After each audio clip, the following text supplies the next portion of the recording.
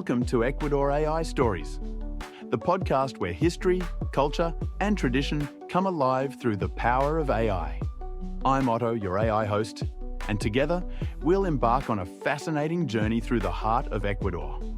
From the ancient civilizations that shaped the Andean highlands to the vibrant streets of Quito and the mysteries of the Galápagos Islands, we'll explore the stories, legends, and traditions that make Ecuador one of the most captivating places on Earth.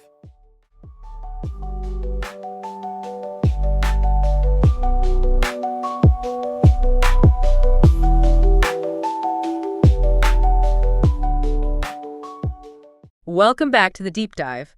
You know, you guys have sent in some pretty wild historical documents before, but this one is something else. Oh, yeah. The Galápagos Islands. Okay. And how they were discovered. Right. Totally by accident. Wow. We're going way back to 1535, long before Darwin, to follow this Dominican bishop, Fray Tomás de Berlanga. Dominican bishop. He was on his way to Peru. Okay. But got totally sidetracked. And landed in the Galapagos. You got it. Wow. And lucky for us, Yeah. he wrote this whole letter to Emperor Charles V about the experience. So that's our primary source. Exactly. We're diving deep into Berlanga's letter to uncover the story of the Galapagos before anyone even knew they were there. It's like a snapshot in time. It really is. Of a place before humans had really made much of an impact, like a baseline for understanding the islands. So picture this. It's February 1535. Okay.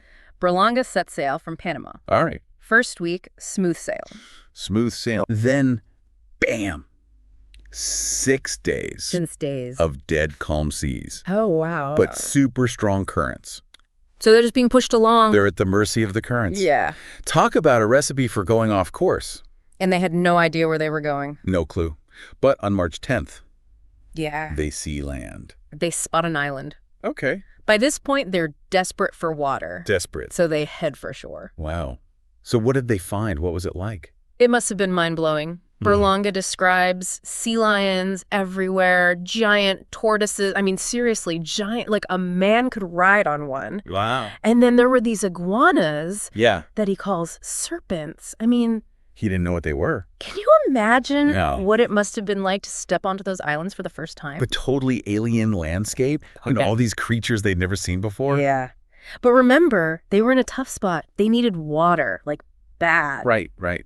Survival mode. Berlanga talks about how they were basically dying of thirst and ended up chewing on cactus leaves just to get some moisture. That's rough. It was a brutal situation. And tragically, 2 men and 10 horses didn't make it. Oh, that's awful. It really puts their struggle into perspective, doesn't it? Yeah, it does. But thankfully, they did eventually find a source of fresh water. Thank goodness. It wasn't much, but it was enough to save them. So they got their water. They did. Did they keep exploring? Oh, yeah. This was just the beginning. Okay. They went on to find 2 more islands. Oh, wow. One of which was huge, according to Berlanga. And they're mapping this out as they go. He even notes their position in relation to the equator. So that gives us some valuable information. Oh, absolutely. It helps us understand exactly where they were and what they were seeing. Yeah, it helps us put it all on the map. And the encounters just get weirder from there. Weirder. Okay, like what? Berlanga writes about birds so tame that you could just walk up and grab them. No way. It's crazy, right? It is crazy. And, you know, it's that tameness that would later help Darwin figure out his theory of evolution. Yeah, centuries later. Amazing how these little details can have such huge implications. It's like a domino effect across time. Ooh! And get this, Berlanga even mentions finding diamonds and amber on the beach. Diamonds? In the Galapagos? Well, probably not actual diamonds. Experts think it was olivine crystals. Oh, olivine. Yeah, those greenish crystals you find in volcanic areas. Right. Like, well, the Galapagos. Makes sense. So they resupply their water, probably not enough, knowing them, and set sail again. Okay. They thought they were close to Peru, but boy, were they wrong. Oh, no. 11 days at sea. 11 days. With almost no water. Oh, that's brutal. It was rough. So what did they do? They had to mix the remaining water with wine. Why? Just to stretch it out. Wow, desperate times. Desperate times indeed, but they finally reached the mainland. They made it. Where do they land? the Bay of Caracas, Caracas. which is modern-day Ecuador. Okay. And get this, when they got there, they ran into another crew Another who had been stuck at sea for 8 months. 8 months. Makes Berlanga's trip look like a walk in the park. It really does. Yeah. That's incredible. Talk about a rough journey. So they finally reach land, They do. but Berlanga's journey isn't over yet. He still has to find Pizarro. Yeah, and that's where things get really interesting. Okay, so where do we go from here? Well, we've got these other sources you send in Right. about what was happening in Peru at the time. Yeah. With the Inca Empire and Pizarro's, well, let's just say leadership. Pizarro's conquest. And, there are some pretty conflicting viewpoints in these documents. Oh, interesting. So we need to carefully piece together the story to Right. see where Berlanga fits into this whole historical drama. Sounds complicated. It is, but that's what makes it so fascinating, right? We're about to dive into a world of conquest, colonization, Wow. clashing cultures, Yeah. and political intrigue. So buckle up. It's going to be a wild ride. I'm ready for it. Let's dive in. Okay, so you sent in this source that describes all these riches in Peru. Oh, right. The one about the gold mines Yeah, and emeralds. and how the indigenous people used all these different types of gold. Yeah, it's pretty tempting stuff. But remember, All right. Berlanga's not there for the treasure. He's on a delicate mission. Right. A delicate mission. He sets off inland He- towards Puerto Viejo, Hmm. and along the way, he meets a bunch of indigenous people and starts making some interesting observations about them. Interesting how. He writes that they seemed peaceful He's busy. and credits this peace to Pizarro's leadership. That's interesting. But Pizarro was a conquistador. Yeah, I mean, he wasn't exactly known for his peaceful ways. that's the thing. We have to remember that Berlanga's writing to the emperor. So he has an agenda. Exactly.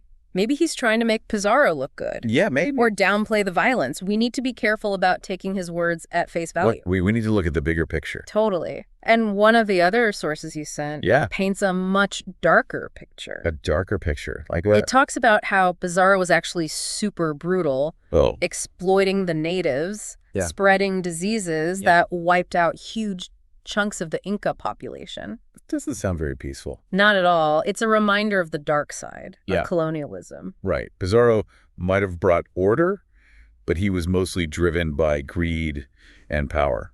But Berlanga also mentions Pizarro's efforts to spread Christianity Oh, right. and how he treated some native groups fairly. So it's complicated. It really is. Yeah. We've got Berlanga, the bishop, who's Mhm. obviously invested in the success of the Spanish mission, right? Expanding the empire. Yeah, and spreading the Christian faith. But at the same time, he's witnessing all this brutality and exploitation firsthand. It's like he's caught in the middle, Yeah. trying to reconcile his duty to the church and the crown with what he's actually seeing on the ground. A real moral dilemma It really is. And it Yes. makes you wonder how much he actually knew. about what was really going on. Yeah. Was he shielded from the worst of it, or did he choose to look away? It's hard to say for sure. So let's step back for a second. Okay. We've got Berlanga in Peru, Right. this land in chaos. hmm Pizarro's consolidating his power, And the Inca Empire. is crumbling. Yeah. So where does Berlanga fit into all of this? Well, remember, he Yeah. was originally sent to Peru as a peacemaker A peacemaker. to try and smooth things over Between who? between Pizarro and his rival, Pizarro had a rival. Diego de Almagro. Oh, wow. So there was infighting Yeah. among the conquistadors A themselves. big time. Power struggles, rivalries, betrayals. It was like a whole other level of conflict. Wow. So it wasn't just the Spanish versus the Incas. Nope. These guys were fighting amongst themselves for control of the spoils. Sounds like a recipe for disaster. It was. And Berlanga, our accidental explorer turned reluctant diplomat, was stuck right in the middle of it. So what happens next? Well, to find out, we need to dive even deeper into these sources. All right, let's do it. We'll uncover the twists and turns of Berlanga's mission, the power struggles that shaped the conquest of Peru, Yeah. and the impact all of this had on the indigenous people. Sounds intense. It is, but trust me, it's a story you won't want to miss. I'm hooked. Let's keep going. Okay, so Berlanga's in Peru. Right. He's trying to make peace between these two rival conquistadors, Yeah. all while navigating a completely new culture. And witnessing the effects of colonialism firsthand. It's a high-stakes situation. High stakes indeed. with potentially huge consequences. So how does it all play out? Well, that's what we're going to find out. Okay, I'm ready. We're going to follow Berlanga's footsteps using his letter and these other sources to piece together the rest of his incredible journey. All right, let's do it. I can't wait to see where this goes. Okay, so we've got Berlanga's story. Right. This amazing tale of accidental discovery and political intrigue. But it all comes back to the Galapagos. To those incredible islands. Yeah.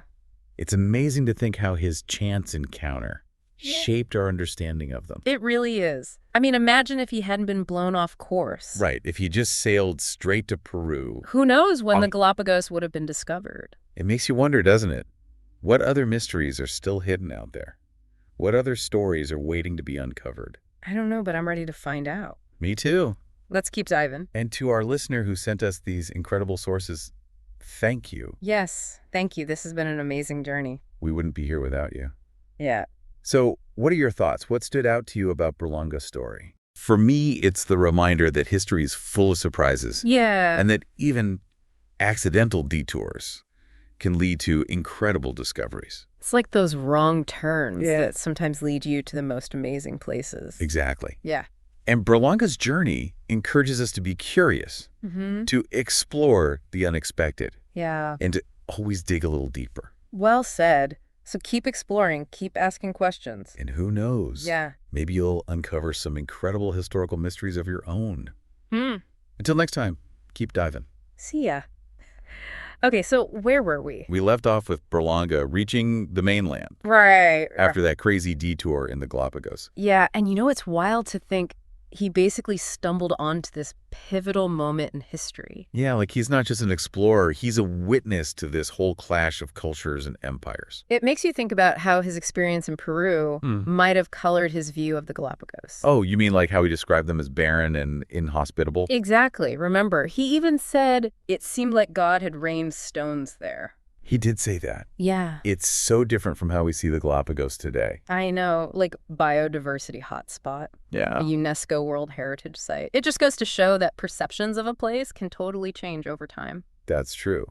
What was once seen as worthless can become precious. Speaking of precious, remember those diamonds Berlanga found? Oh, right, the olivine crystals. What if they had been real diamonds, though? Whoa, that's a good question. Would the Galapagos even be the same today?